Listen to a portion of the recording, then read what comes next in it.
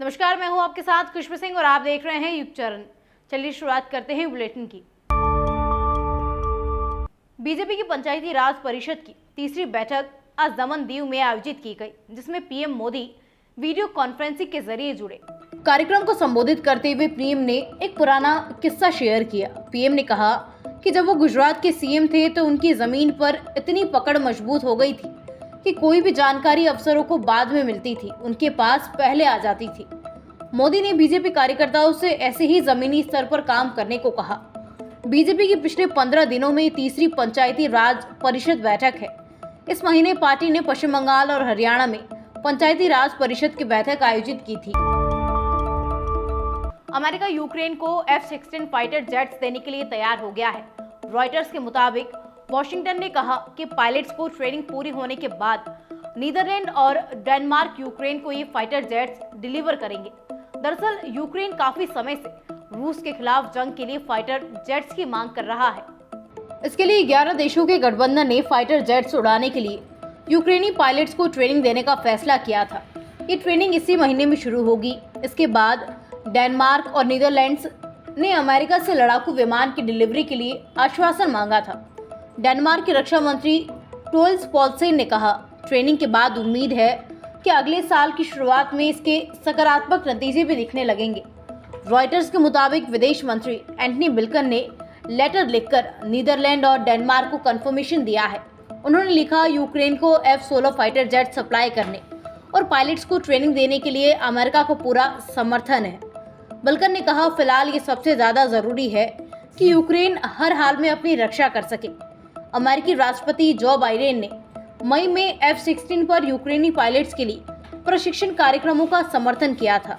इसके लिए डेनमार्क के अलावा रोमानिया में भी ट्रेनिंग सेंटर बनाया जाएगा।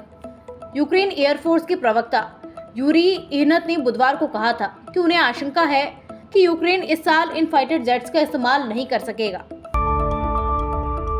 चारा घोटाला केस में राष्ट्रीय जनता दल सुप्रीमो लालू प्रसाद यादव की जमानत रद्द कराने के लिए सीबीआई ने शुक्रवार को सुप्रीम कोर्ट में याचिका लगाई। सुप्रीम कोर्ट ने याचिका मंजूर कर ली है। इस पर 25 अगस्त को सुनवाई होगी। जांच एजेंसी ने झारखंड हाईकोर्ट के फैसले को चुनौती दी है। सीबीआई ने याचिका में कहा कि झारखंड हाईकोर्ट के जमानत के आदेश का आधार गलत है। लालू यादव ने सजा के मुताबिक समय जेल में नहीं बिताया है। झारखंड हाईकोर्ट ने पिछले साल अप्रैल में मामले की सुनवाई करते हुए कहा था कि लालू यादव पहले ही सजा का आधा हिस्सा काट चुके हैं। 30 अप्रैल 2022 को लालू यादव को जमानत दे दी गई थी। लालू करीब 3 साल तक रांची के जेल में रहे। भगवान राम का राम लेते ही हमारे मन में रामानंद सागर की रामायण सीरियल में राम की भूमिका निभाने वाले एक्टर अरुण गोविल की तस्वीर छप जाती है। इतने सालों बाद उनके निभाए किरदार का कोई जवाब नहीं है। अरुण गोविल ने कहा कि वो कभी कोई ऐसा काम नहीं करते जिसकी वजह से उनकी इमेज खराब हो।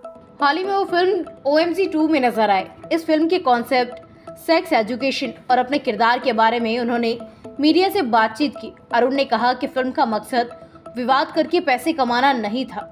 ये फिल्म बस लोगों को जागरूक करने के लिए बनाई गई है।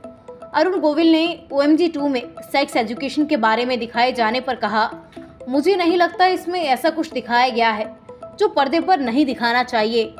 फिल्म में एक बड़े मुद्दे को बहुत ही बेहतर ढंग से पेश किया गया है। इसमें बाप बेटे के बीच भावनात्मक पहलू को दिखाया गया है।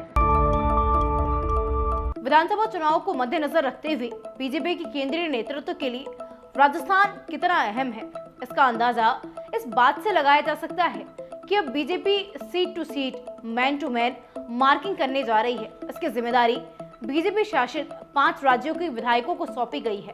प्रदेश की 200 विधानसभा सीटों की जिम्मेदारी अन्य राज्यों के बीजेपी विधायकों को दी गई है। एक विधायक को एक सीट की जिम्मेदारी मिली है। इस सीट पर ये विधायक 7 दिन का कैंप करेंगे। वहीं 7 दिन में तैयार फीडबैक केंद्रीय नेतृत्व को सौंपेंगे। माना जा रहा है कि इन विधायकों की रिपोर्ट विधानसभा चुनाव में टिकट देने और टिकट काटने का आधार बन सकती है। हालांकि केंद्रीय नेतृत्व चुनाव से पहले ही प्रदेश की सभी सीटों का सर्वे करवाया जा चुका है। सर्वे में जिन सीटों पर कांग्रेस को बढ़त बताई गई है, उन सीटों पर बाहर से आने वाले विधायकों को विशेष फोकस करने के निर्देश भी दिए गए हैं। गुजरात, हरियाणा, उत्तर प्रदेश, हिमाचल में दिल्ली से आने वाले ये विधायक चुनावी रणनीति में माहिर माने जाते हैं। इन विधायकों की वर्किंग पूरी तरह से गोपनीय रखी जाएगी। कौन सा विधायक किस विधानसभा सीट पर जाएगा, ये भी चुनिंदा लोगों को ही पता रहेगा। ये विधायक स्थानीय नेताओं की भी मदद नहीं लेंगे। ऐसी ही तमाम खबरों के लिए सब्सक्राइब कीजिए हमारे चैनल को और यूं ही बने रहिए युग चरण के साथ।